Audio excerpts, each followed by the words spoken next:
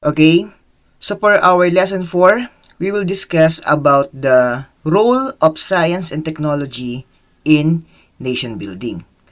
So science and technology play a crucial role in nation building in several ways. So sinasabi dito na ang science and technology daw ay may mahalagang papel patungkol sa pagtatayo ng isang bansa o yung tinatawag nating nation building. So, ano nga ba ang mga gampanin ng science and technology in nation building? Okay, first, they provide solution to the challenges faced by a nation. Through research and innovation, solutions can be developed for issues related to health, environment, economy, and many more. So una, nagbibigay daw ito ng solusyon sa mga hamon na kinakaharap ng bansa. Sa pamamagitan ng research and innovation, maaaring makabuo ng mga solusyon sa mga isyung patungkol sa health, environment, pang-ekonomiya, at marami pang iba. Second is, they boost the economy. So, innovations in technology and science create new jobs and industries, contributing to economic growth and development. Okay, so nagpapalakas ito ng ekonomiya ng isang bansa. So yung mga innovation sa technology and science ang siyang nagbibigay ng mga oportunidad para sa paglikha ng mga bagong trabaho at industriya na maaaring magdulot ng kaunlaran sa ekonomiya ng isang bansa. The third one is they promote education. So science and technology provide opportunities for students to learn and contribute to these fields, leading to a more educated and skilled population. So ito rin daw ay nagtataguyod ng edukasyon sa isang bansa. So ang science and technology ay nakakapagbigay ng mga opportunity para sa mga estudyante na matuto at mag-ambag sa larangan ito, na siyang nagiging dahilan ng ang mga mamamayan ay magkaroon ng mas malawak na karunungan at kahusayan patungkol sa science and technology. Lastly, they enhance the safety and security of a nation. So, advanced technology in communication and security provide better protection against security threats. So, nagpapalakas din ito ng kaligtasan at seguridad ng isang bansa. So, ang makabagong teknolohiya sa patungkol sa komunikasyon at pangkaligtasan ay nagbibigay ng mas mahusay na proteksyon laban sa mga banta sa security o seguridad. So, in summary, science and technology are essential in building a strong and progressive nation. However, the effectiveness of science and technology in nation building depends on how they are utilized and the intent of support and resources provided for them. So, sa kabuuan, ang science and technology ay mahalaga sa pagtatayo ng isang matatag at maunlad na bansa. So, gayunpaman, ang pagiging epektibo ng science and technology sa nation building ng isang bansa ay nakasalalay kung paano ito ginagamit at kung gaano kalawak ang suporta at mga resources na ibinibigay para dito. Okay, so in terms of the impact of science and technology in our nation building, so kailangan muna nating balikan yung mga tala ng ating kasaysayan mula sa pre-colonial period hanggang post-colonial period.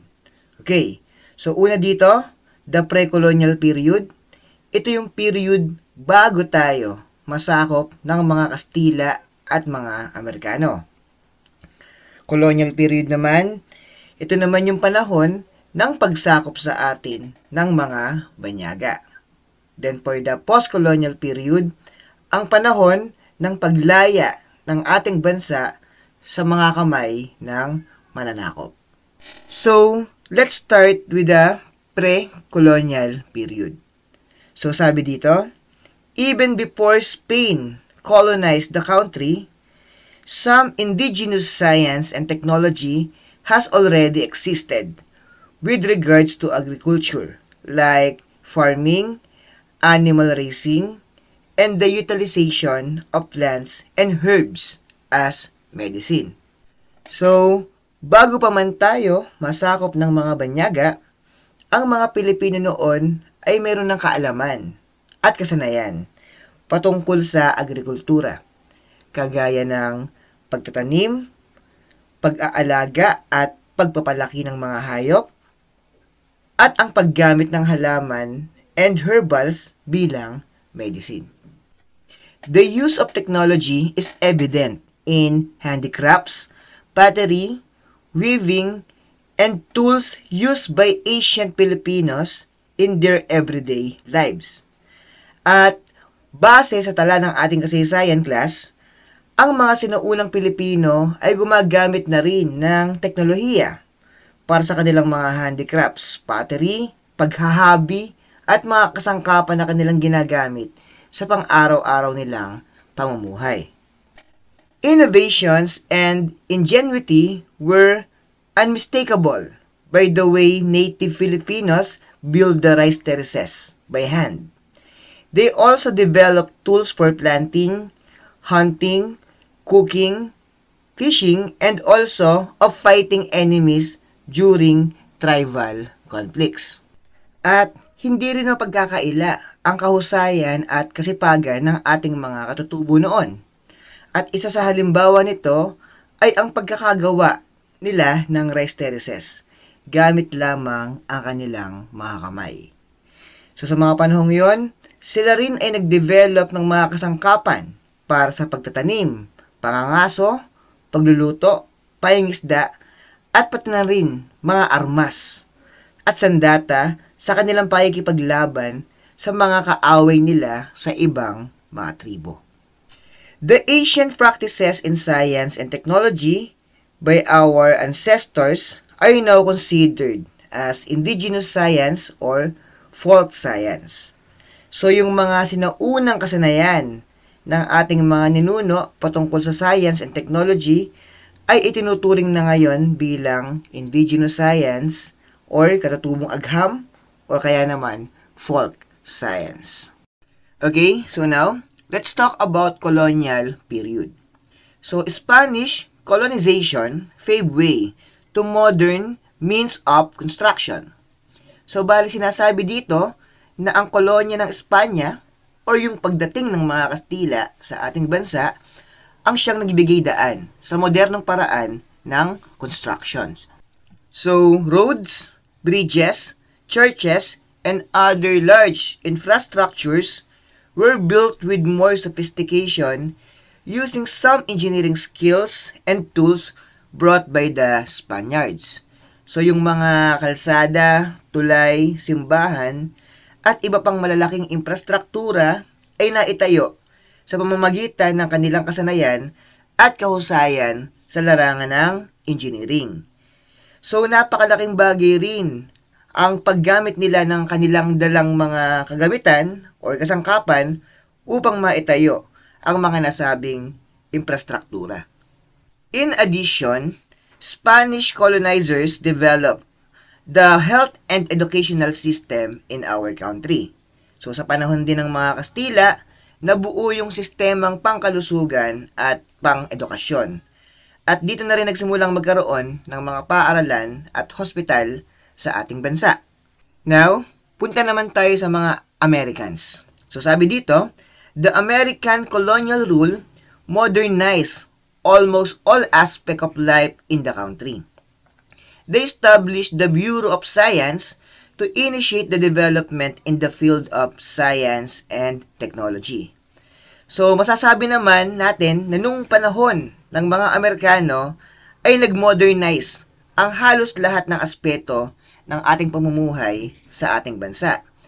Dito na rin nagsimulang maitatag yung Bureau of Science upang masimulan ang pag-unlad at pagkakaroon ng progreso sa larangan ng science and technology.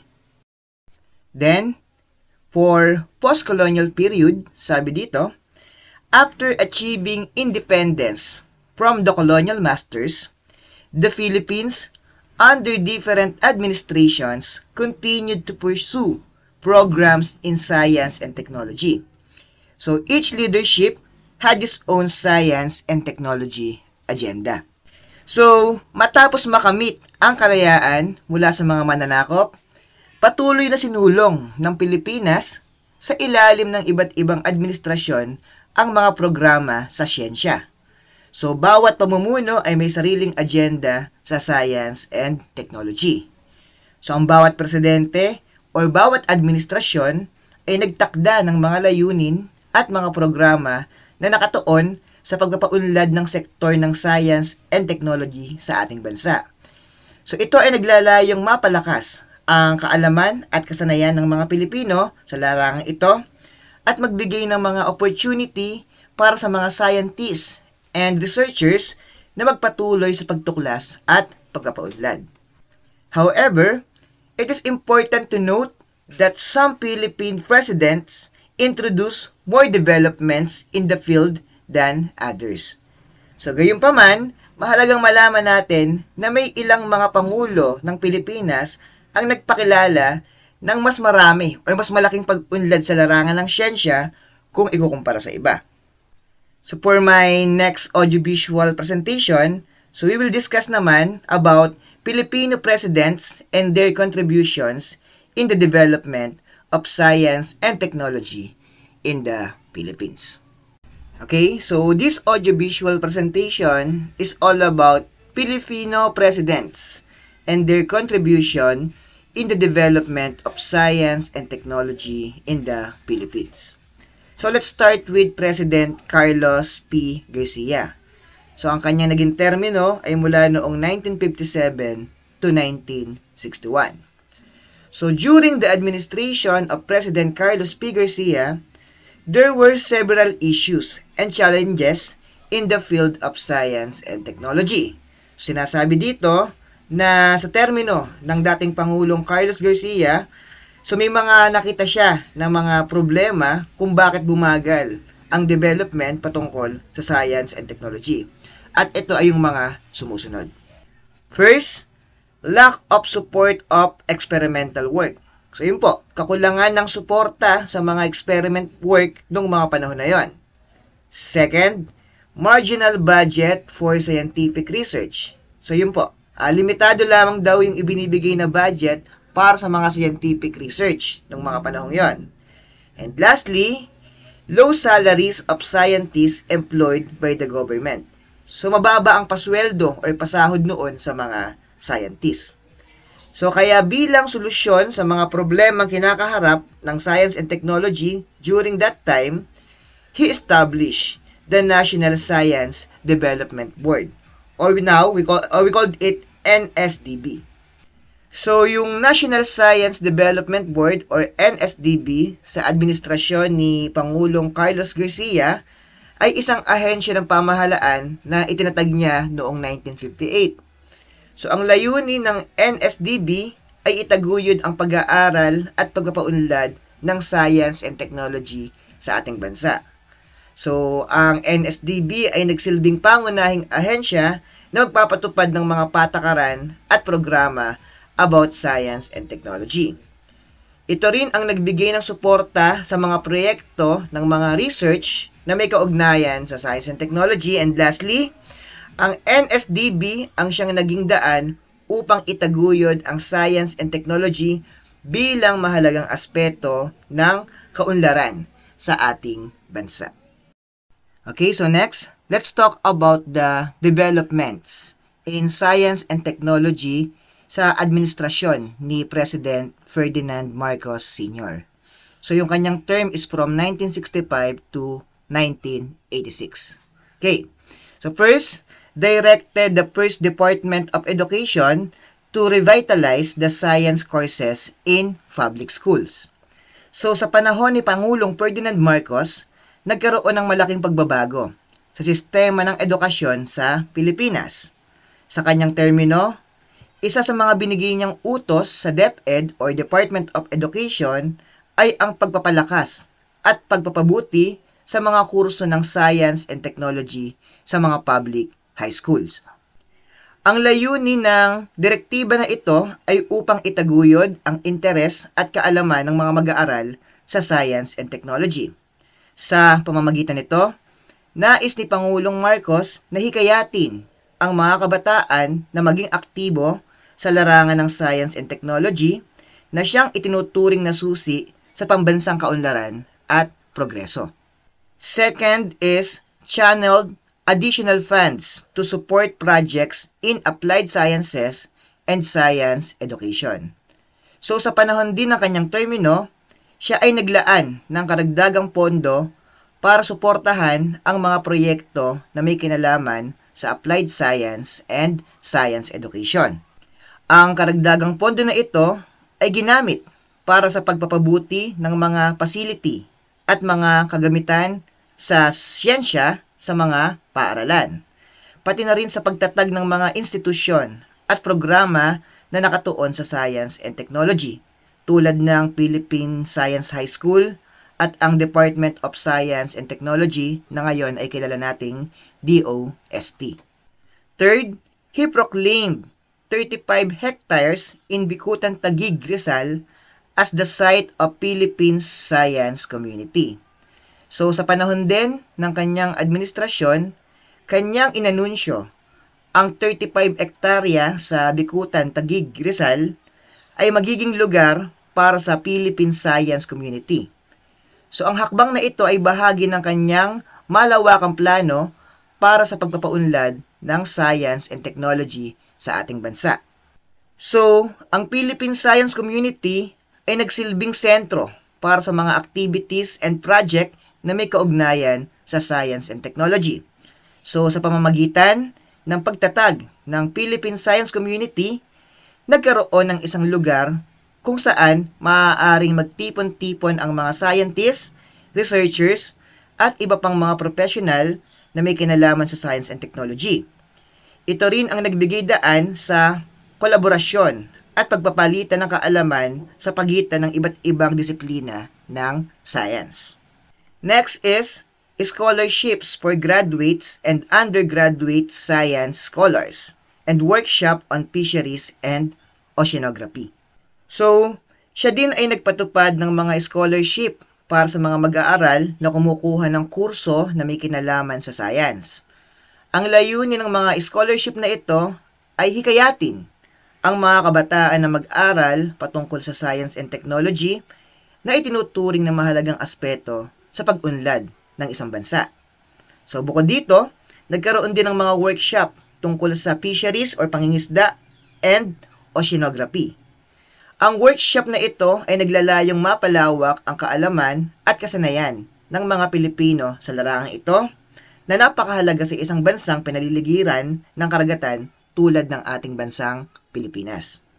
Next is added the Philippine Coconut Research Institute to the NSTDB. So yung NSTDB is the National Science Development Board. So to modernize the coconut industry.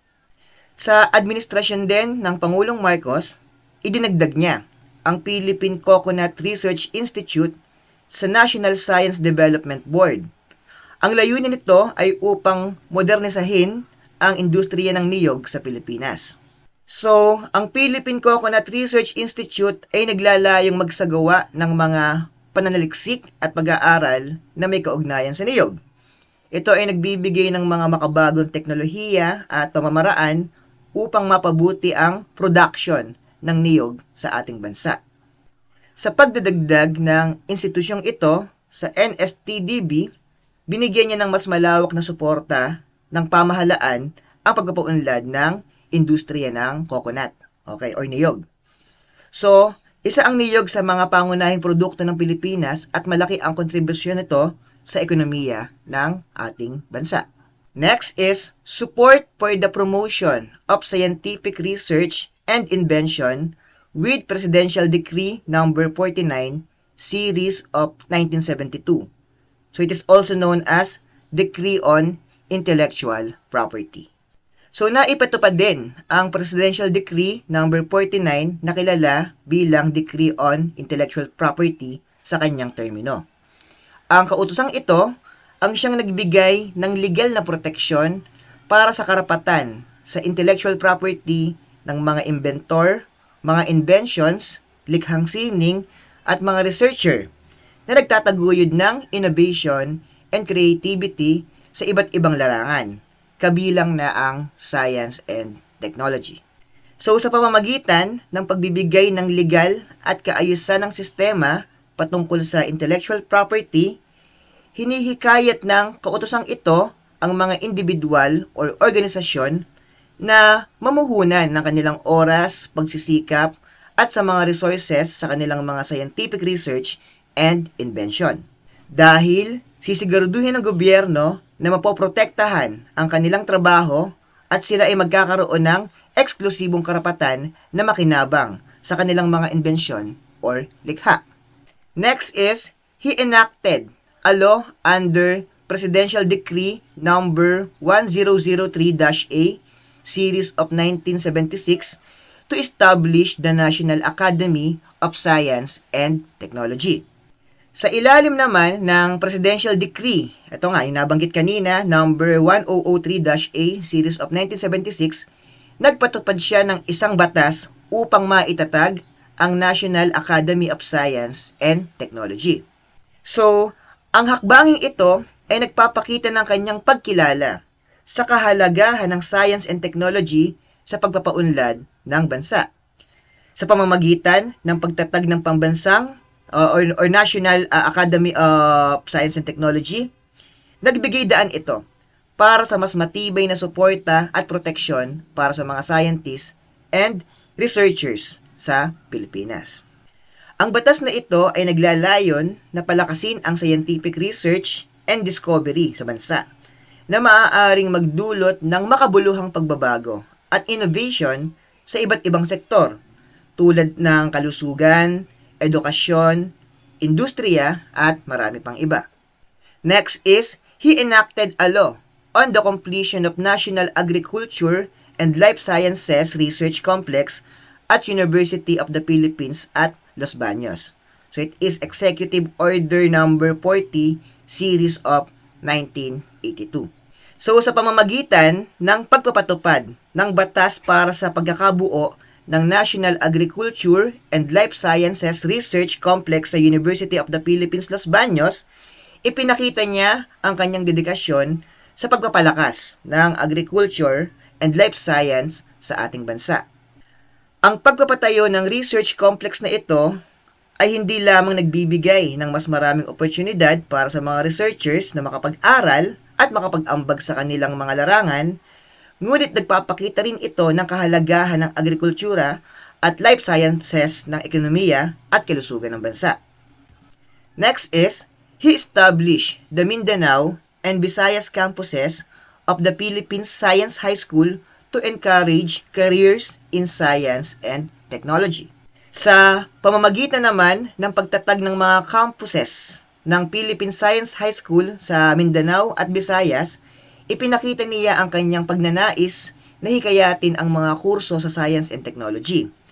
Ang hakbang na ito ay nagbigay ng mas maraming oportunidad para sa mga estudyante mula sa iba't ibang bahagi ng bansa at makapag-aral at makapag-ambag sa larangan ng science and technology. Ito rin ay nagpapakita ng kanyang pangunawa sa kahalagahan ng edukasyon sa agham at teknolohiya sa pagpapaunlad ng bansa.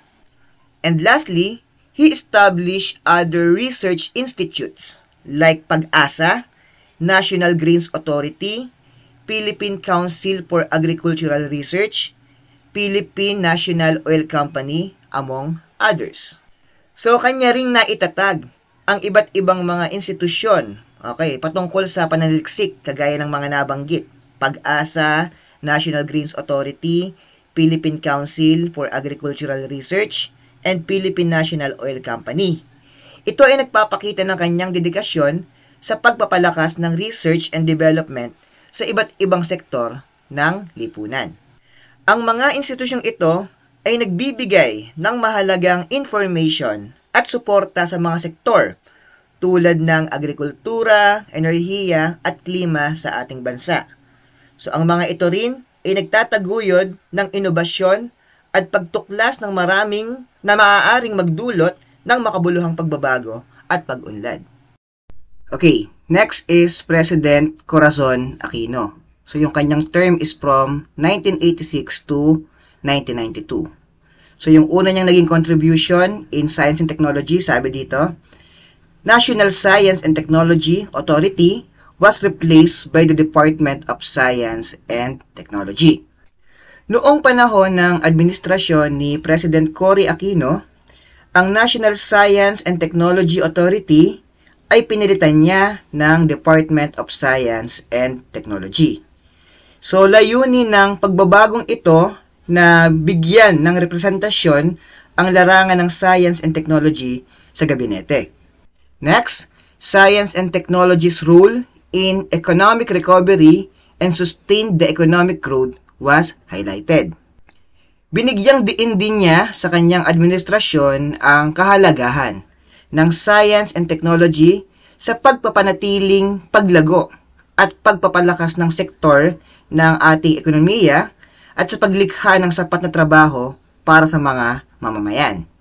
Ipinakita rin ng kanyang administrasyon ang kahalagahan ng pagsuporta sa mga proyekto at programa sa science and technology upang mapalakas ang ekonomiya at mapanatiling maunlad ito. Next, created the Presidential Task Force for Science and Technology, which came up with the first Science and Technology Master Plan or STMP. Nilikha niya ang Presidential Task Force for Science and Technology na bumuo ng pinakaunang Science and Technology Master Plan at ito nga yung STMP. So ang layunin ng STMP na makamit ng Pilipinas ang estado ng isang bagong industrialisadong bansa sa taong 2000. Executive Order Number 128 abolished the Republic Act Number 3859, so also known as the Philippine Inventors Incentive Act. Sa kanya ding administrasyon, ang Executive Order Number 128 ang siyang nag-abolish sa Republic Act Number 3859 na kilala bilang Philippine Inventors Incentive Act. Ang pag-abolish na ito ay nagdulot ng mga pagbabago sa mga patakaran at incentives para sa mga mamumuhunan sa Pilipinas. Bagaman hindi direktang nag-uugnay sa science and technology ang pag-abolish na ito, ay bahagi naman ito ng pangkalahatang reorganisasyon ng pamahalaan at maaaring may epekto sa sektor ng science and technology. Next, gave assistance to Filipino investors through giving financial aid, patent application assistance, legal assistance, and to help investors market their products domestically and abroad. Sa panahon din ng kanyang administrasyon, kinilala niya ang mahalagang papel ng science and technology sa pag-unlad ng Pilipinas bilang isang bagong industrialisadong bansa.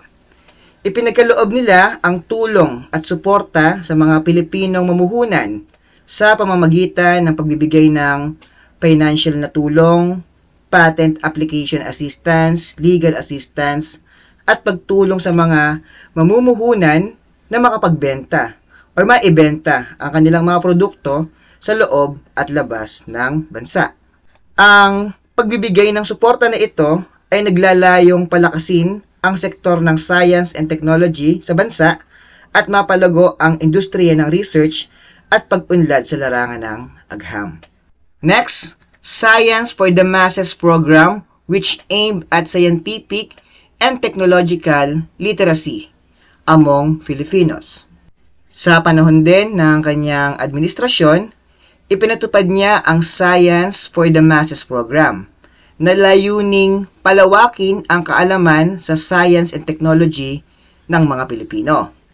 Sa pamamagitan ng programang ito, naglalayon ang kanyang administrasyon na itaguyod ang pag-unlad ng scientific and technological literacy sa bansa.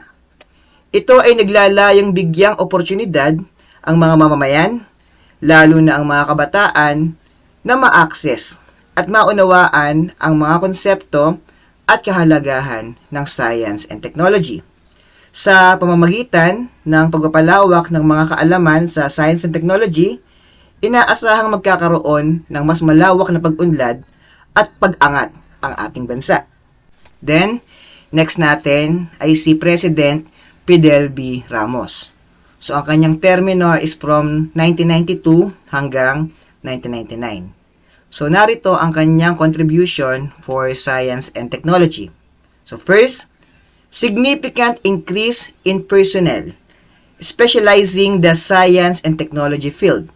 So, sa panahon ng administrasyon ni Fidel B. Ramos, naitala ang isang malaking pagtaas sa bilang ng mga kumukuha ng specialization sa larangan ng science and technology. Noong 1998, tinatayang mayroong mga 3,000 na competent na scientists at engineer sa Pilipinas. Kaya bilang bahagi ng pagpapaunlad ng sektor ng science and technology, idinagdag niya ang mga Philippine Science High School sa Visayas at Mindanao. Next, government provided 3,500 scholarships for students who were taking up professions related to science and technology. Naglaan rin ang kanyang pamahalaan ng 3,500 na scholarship para sa mga estudyante na kumukuha ng kurso na kaugnay sa science and technology. Next, schools were becoming more modernized and updated with the addition of high-tech equipment for students. Sa pamamagitan naman ng mga hakbang na ito, mas naging moderno at na-update ang mga paaralan sa pamamagitan ng pagdagdag ng mga high-tech na kagamitan sa mga mag-aaral. Next, priority for science and technology personnel increased when Magna Carta for Science and Technology Personnel or RA number 439 was established.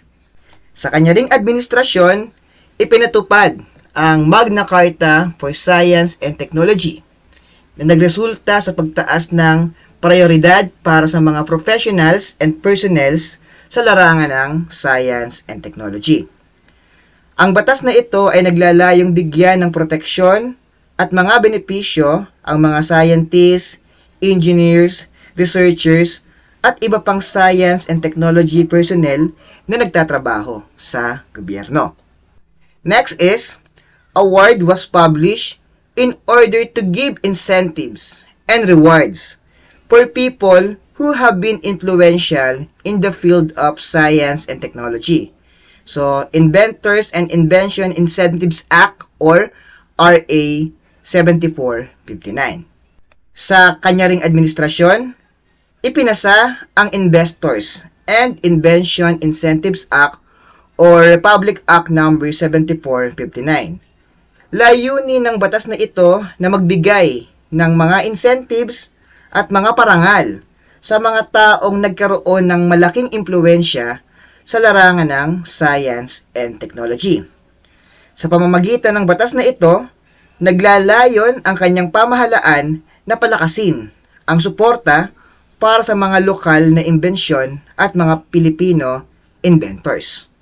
Next, programs such as National Program for Gifted Filipino Children in Science and Technology. Ipinatupad din niya ang National Program for Gifted Filipino Children in Science and Technology. So, layunin ng programa na ito na bigyang suporta at pag-unlad or development ang mga batang may natatanging talino sa larangan ng science and technology. Kasabay nito, isinabatas din ang pagtatag ng isang sistemang pambansa ng mga mataas na paaralan or high school na nag-specialize sa larangan ng science and engineering. And lastly, enactment of a law creating nationwide system high schools, especially in the field of science and engineering. So, Science and Technology Scholarship Law of 1994. Naipasa din sa kanyang administrasyon ang Science and Technology Scholarship Law of 1994. So, yung batas na ito ang nagtatag ng isang pambansang sistema sa mga high school para sa nag-specialize sa larangan ng science and technology. So, layunin ng batas na ito na magbigay ng mga opportunity sa mga estudyante na may potensyal sa larangan ng science and technology upang makapag-aral sa mga specialized schools na nagbibigay ng mataas na kalidad ng edukasyon sa mga nabanggit na larangan. Next is President Joseph Estrada. So, ang kanyang naging termino, 1998 to 2001. So, first, launch a full-scale program based on cost-effective irrigation technologies. Sa panahon ng kanyang administrasyon, isang malawakang programa ang inilunsad na nakabatay sa mga cost-effective irrigation technologies. So, ang layunin ng programa na ito ay mapabuti ang sistema ng irigasyon sa bansa ng mas mura at epektibo. Next, establishment of one science high school in every province. Sa panahon din ng kanyang administrasyon, so isang programa ang ipinatupad na may layuning magtatag ng isang science high school sa bawat lalawigan ng Pilipinas. Ang layunin ng programang ito ay magbigay ng pagkakataon sa mga estudyante na makatanggap ng specialized education sa larangan ng science and technology. Next is the advancement of industries and schools into internet age. Sa kanya ding administrasyon, isang mahalagang layunin ay ang pagpapalawak ng industriya at paaralan tungo sa panahon ng internet. Ang kanyang administrasyon ay nagtutok sa pagsulong ng teknolohiya at pagkakaroon ng connectivity sa mga sektor ng industriya at edukasyon. Sa pagpasok kasi ng panahon ng internet, maraming mga pagbabago at opportunity ang nagbukas para sa mga industriya at paaralan. So, ang kanyang administrasyon ay nagtakda ng mga programa at patakaran upang hikayatin ang paggamit ng teknolohiya at internet sa mga industriya upang mapalakas ang kanilang operasyon at kompetisyon sa pandaigdigang merkado. Next is passage the E-Commerce Act. Isa rin sa mga naganap ng kanyang administrasyon ay ang pagpasa sa E-Commerce Act. So, ano ba ito? So, ang layunin ng batas na ito ay mapabuti at mapalawak ang electronics o elektronikong kalakaran sa bansa. Ang E-Commerce Act ay nilagdaan ni dating Pangulong Joseph Estrada noong June 14, year 2000. Sa pamamagitan ng batas na ito, kinikilala at pinapayagan ang paggamit ng mga electronic documents, transaksyon, at komunikasyon sa mga negosyo at iba pang mga gawain sa pamamagitan ng teknolohiyang pang-elektroniko. Then, pagkatapos ni President Estrada, ang sumunod naman ay si President Gloria Macapagal Arroyo. So, ang kanyang naging termino from 2001 hanggang 2010. So, ito naman po, o narito naman po, ang mga contribution niya in science and technology. So, una na rito, sabi, the science and technology sector of the Philippines was dubbed as the Golden Age during his term. Okay. So, noong panahon ng administrasyon ni Pangulong Gloria Macapagal Arroyo, ang sektor ng science and technology sa Pilipinas ay tinawag bilang Golden Age. Because numerous laws and projects that concerns both the environment and science to push technology as a tool to increase the country's economic level. Dahil sa proyektong ito, maraming mga batas at proyekto ang nalikha at sinuportahan ng husto na may kaugnayan sa science and technology. Ang kanyang administrasyon ay naglaan ng malaking suporta at pondo para sa sektor ng science and technology sa bansa. Layunin nito na itaguyod ang pag-unlad ng mga technological solutions and innovation na makakatulong sa pagpapalakas ng ekonomiya ng ating bansa. Next, the term Filipinnovation was the coined term used in helping the Philippines to be an innovation hub in Asia. Sa kanya ring administrasyon, ang terminong Filipinnovation ay ginamit upang tumulong sa Pilipinas na maging isang sentro ng inobasyon sa Asia. So, ang kanyang administration ay naglunsad ng isang pambansang strategy. Okay. At tinawag nga niya itong Filipino Vision. So, ang layunin ng strategy na ito ay lumikha ng isang kultura ng inobasyon sa bansa upang mas maging competitive ang Pilipinas. Science, Technology, and Innovations, o kung tawagin ay STI, was developed furthered by strengthening the schools and education system such as the Philippine Science High School, or PSHS, which focuses in the science, technology, and mathematics in their curriculum. Sa kanya ring administrasyon, ang sektor ng science, technology, and innovation ay pinalawak at pinatatag sa pamamagitan ng pagpapalakas ng mga paaralan at sistema ng edukasyon tulad nga ng nabanggit kanina na Philippine Science High School. So, yung PSHS ay nakatuon sa mga larangan ng agham, teknolohiya, at matematika sa kanilang curriculum. Next is imposes RA number 10601, which improves the agriculture and fisheries sectors through mechanization, or AFMEC. Okay. So, ipinatupad din niya ang Republic Act na ito, okay, na mapabuti ang sektor ng agrikultura at pangisdaan sa pamamagitan ng mechanization. Ang batas na ito ay naglalayon na palakasin at mapabuti ang sektor ng agriculture at pangisdaan sa paggamit o sa pamamagitan ng paggamit ng mga mekanismo at teknolohiya. Ang layunin ng batas na ito ay mapalawak ang paggamit ng mga makabagong kagamitan at technology sa production, pag-aani, pagproseso, pag-imbak, at iba pang aspeto ng agriculture at pangisdaan. Then, pagkatapos ni President Arroyo, ang next president naman natin ay si President Benigno Aquino III. So, ang kanyang termino is from 2010 and 2016. So, sabi dito, named new national scientists, namely Gabino C. Trono for Marine Biology, Angel C. Alcala for Biological Science, Ramon Barbara for Horticulture, and Edgardo Gomez also for Marine Biology.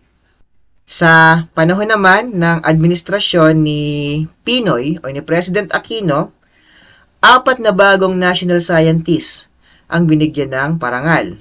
At ito nga ay sina Gabino Trono para sa Marine Biology, Angel C. Alcala para sa Biological Science, Ramon C. Barba para sa Horticulture, at si Edgardo Gomez, okay, para na rin uli sa Marine Biology. So, isa-isahin natin sila. So, una, si Gabino C. Trono ay isang Filipino marine biologist na tinagurian din bilang father of Capapicus farming. Ipinagkaloob sa kanya ang ranggong National Scientist ng Pilipinas dahil sa kanyang mga contribution sa pag-aaral ng tropical marine ecology, particular na sa biodiversity and mga seaweeds. Sumunod ay si Angel C. Alcala. Siya naman ay isang Filipino biologist na naging National Scientist ng Pilipinas noong 2014. Kilala siya sa kanyang mga pagsisikap na magtatag ng mga sanctuary at itaguyod ang biodiversity sa mga aquatic ecosystem ng Pilipinas. Next ay si Ramon Barba. Siya naman ay isang eksperto sa larangan ng hortikultura. Kinilala siya sa kanyang mga contribution sa pag-aaral ng pagpaparami ng mga halaman at mga kanyang pagsisikap sa pagpapalaganap ng micropropagation ng mga importanteng uri ng pananim.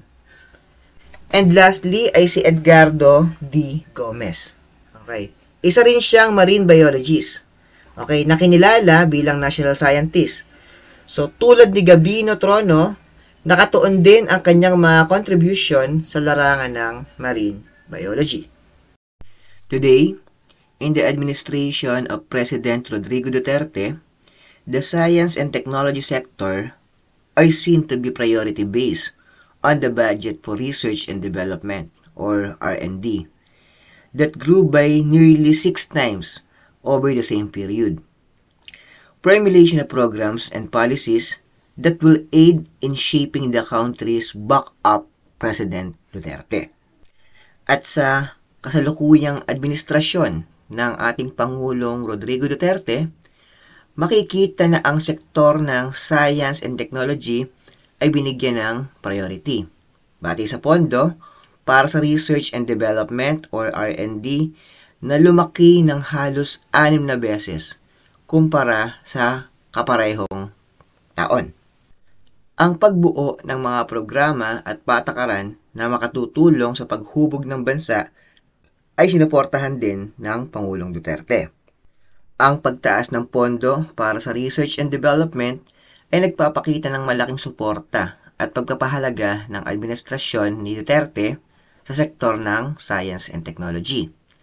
Sa pamamagitan ng pagbibigay ng sapat na pondo, nagkaroon ng mas malawak na kakayahan ang mga institusyon at mga eksperto ng science and technology upang magsagawa ng mga research at pagpapaunlad na makakatulong sa pag-unlad ng bansa. Ang pagbuo ng mga programa at patakaran na sumusuporta sa paghubog ng bansa ay isang mahalagang hakbang sa kanyang administrasyon. Sa pamamagitan ng mga ito, nais ng kanyang administrasyon na mapalakas ang industriya, palawakin ang mga opportunity sa trabaho, at mapabuti ang kabuhayan ng mga Pilipino. Ang paggamit ng mga datos at siyentipikong pamamaraan ay nagbibigay ng batayan para sa mas epektibong pagpaplano at pagdedesisyon sa mga programa at proyekto ng pamahalaan. The focus of DOST is to put the result of R&D into commercialization in order to gain new intellectual properties. So, ang naging focus ng Department of Science and Technology ay ilagay sa commercialization ang mga resulta ng R&D upang makamit ang mga bagong intellectual property. Currently, the Philippines has the Philippine Space Technology Program, which launched Diwata-2 in 2018 after the launch of Diwata-1 in 2016 that displayed the Philippine flag in space. Sa kasalukuyan, tayo ngayon ay mayroong Philippine Space Technology Program na naglunsad ng Diwata-2 noong 2018 matapos ang paglulunsad ng Diwata-1 noong 2016 na nagpapakita ng bandila ng Pilipinas sa kalawakan. Besides space technology, the current administration also gives importance to agriculture and disaster preparedness. So sinasabi lang dito na bukod doon sa mga teknolohiyang pangkalawakan, mahalagang ibinibigay din ng kasalukuyang administrasyon ang importansya sa agrikultura at paghahanda sa sakuna. Then, the last part of this audiovisual presentation is about science and technology in the Philippines and the environment. Science and technology have numerous contributions to society. The mechanization of farming, for instance, is necessary for agriculture, being the number one source of food production. So, ang science and technology ay may maraming contribution sa lipunan. Isang halimbawa nito ay ang mechanization ng pagsasaka ay mahalaga para sa agriculture na siyang pangunahing pinagmumulan ng ating pagkain. Agriculture development needs to cope with a rapidly and exponentially growing population. Tools such as water pumps and sprinklers help in managing the damaging effect of extreme heat caused by climate change on crops. So sinasabi dito na ang pagpapaunlad ng agriculture ay kinakailangan upang makasabay sa mabilis na paglaki ng ating populasyon.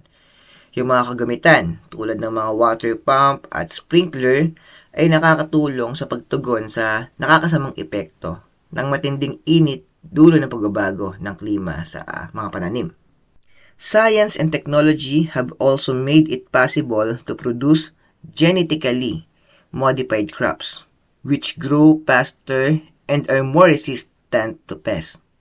Fertilizers that increase nutrients in the soil enhance the growth of the crops and produce high-quality yields. So, ang science and technology ay nagbibigay daan din sa paglikha ng mga genetically modified crops na mas mabilis lumaki at mas matibay laban sa mga peste.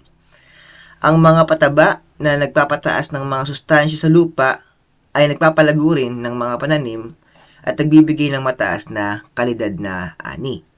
However, many researchers shows that genetically modified crops and fertilizers made from strong chemicals are not environment friendly. So sinasabi dito na gayunpaman, ipinapakita ng maraming mga researchers na ang mga genetically modified crops at mga pataba na gawa sa malakas na chemical ay hindi kaaya-aya sa ating kalikasan. Science and technology have improved transportation by land, air, and sea. So, sa pamamagitan ng mga teknolohikal na pag-unlad, mas naging mabilis at madali ang ating mga paglalakbay or in terms of transportation. Okay, yung mga sasakyan tulad ng mga kotse, tren, at eroplano ay nagkaroon ng mga pinabuting disenyo at mga technological o teknolohikang nagpapabuti sa kanilang pag-andar at kahusayan. Ang mga barko at iba pang sasakyang pangdagat naman ay nagkaroon din ng mga pagbabago at mga teknolohiyang nagpapabuti sa kanilang paglalayag at kaligtasan. Communication has also improved through technological advancements. With the internet and the rise of social media, information is transmitted easily and rapidly. Sa larangan naman ng komunikasyon, ang mga teknolohiyang pangkomunikasyon tulad ng telephone, cellphone at internet ay nagdulot ng malaking pagbabago. Ang mga ito ay nagpapahintulot na sa mga tao na mag-ugnayan at makipagkomunikasyon sa isa't isa kahit na nasa malayong lugar. Ang mga social media platforms naman ay nagbibigay ng paraan upang magbahagi ng impormasyon, karanasan, at kumonekta sa iba. Learning management systems used in education are now accessible through computers, mobile phones, tablets, and other gadgets. Online learning has also become popular in various disciplines like mathematics, physics, biology, geography, economics, and others. Ang pag-unlad ng technology ay nagdulot din ng mga pagbabago sa paraan ng pag-aaral. Sa halip na tradisyonal ang pag-aaral sa mga silid-aralan, ngayon ay mayroon ng online courses, e-books, at iba pang teknolohiya nagpapabuti sa proseso ng pagkatuto. Ang mga ito ay nagbibigay ng mas malawak na access sa edukasyon at nagpapahintulot sa mga tao na mag-aral sa kanilang sariling oras at lugar. These contributions of science and technology, however, always come with adverse impacts, especially on the environment. One is resource depletion. Although malaki ang contribution ng science and technology, kailangan din nating maunawaan na lagi rin itong may kasamang masamang epekto, lalo na sa ating kalikasan. At isa na nga dito ay ang pagkaubos ng mga resources o mga pinagkukunan natin.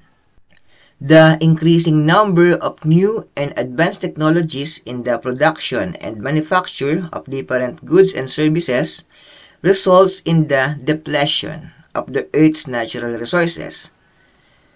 Waste are also generated as these technologies are developed. Ang patuloy na pagdami ng mga bagong advanced technology sa produksyon at paggawa ng iba't ibang produkto at serbisyo ay nagreresulta ng pagkaubos ng likas na yaman ng mundo. Nagkakaroon din ng mga basura habang nagpapaunlad ang teknolohiyang ito. People have also become too dependent on science and technology, making them disregard its consequences that may be damaging the environment. Ang mga tao ay naging labis na umaasa na din o naging dependent na din sa science and technology na nagiging sanhi ng pagwawalang bahala sa mga epekto nito at maaaring makasira sa kalikasan. Kaya bilang mga mamamayan, mahalaga na maging responsable tayo sa paggamit ng science and technology. So, dapat po nating isaalang-alang ang mga epekto nito sa kalikasan at maghanap ng mga paraan upang mabawasan ang negative effects. Maaari nating gawin ito sa pamamagitan ng paggamit ng mga environmentally friendly na technology, pag-recycle at pagbawas ng basura, at pagtangkilik sa mga produktong pangkalikasan. Ang pag-unlad ng science and technology ay dapat isabay sa pangangalaga at pagpapanatili ng ating kapaligiran. Mahalaga na maging maingat tayo sa paggamit ng mga teknolohing ito upang maiwasan ang mga pinsala sa kalikasan at mapanatili ang kalikasan para sa mga susunod na henerasyon.